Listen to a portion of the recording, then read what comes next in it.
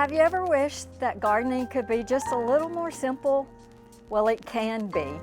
Hi, I'm Susie, lead gardener here at GreenStalk, and today we are going to talk about direct sowing into the GreenStalk. There are basically two ways to sow seeds.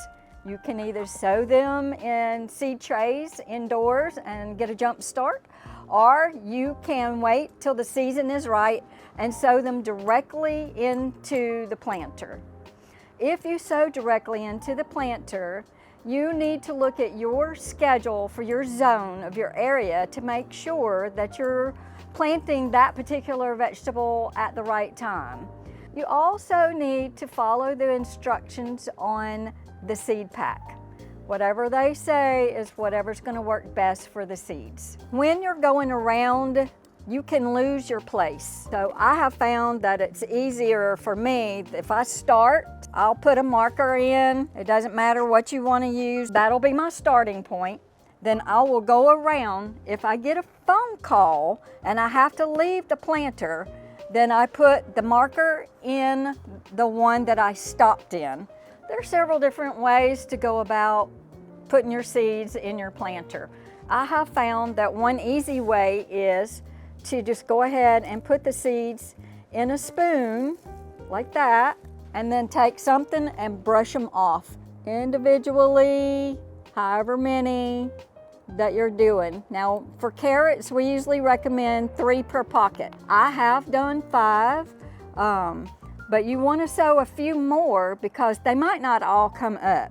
But if they do all come up, then you're going to go back with snippers and snip them out to where you have them spaced out to 3 to 5, I would say. So once your little tiny seeds are in there, you want to brush the soil over them just a little bit. Little seeds don't need to be buried deep, okay? After that's done, we're going to put some vermiculite over it to help hold the moisture in. So a really wise thing to do is to go ahead and label your plant. On my markers, I like to put the variety and the date that I'm planted. Also the days of maturity on mine, so I can kind of go out and automatically know, are we getting close or not? So this way you won't forget what's in each pocket of your planter. As I said before, I go ahead and I wet the whole planter down. I soak the pockets and I water in the water reservoir. But once you get those seeds in there, that top layer of soil can dry out.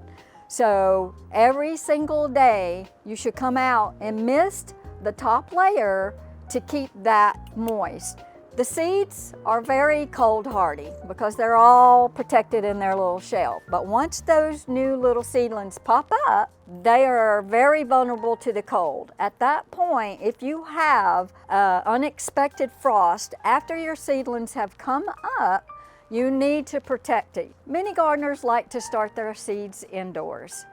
But if you want it to be a lot simpler and easier for you, direct sowing is a great way to do this. Now that we have our carrots all planted, we cannot wait to watch them sprout and grow. We hope that you will do some direct sowing at your home in the GreenStalk as well. Happy gardening!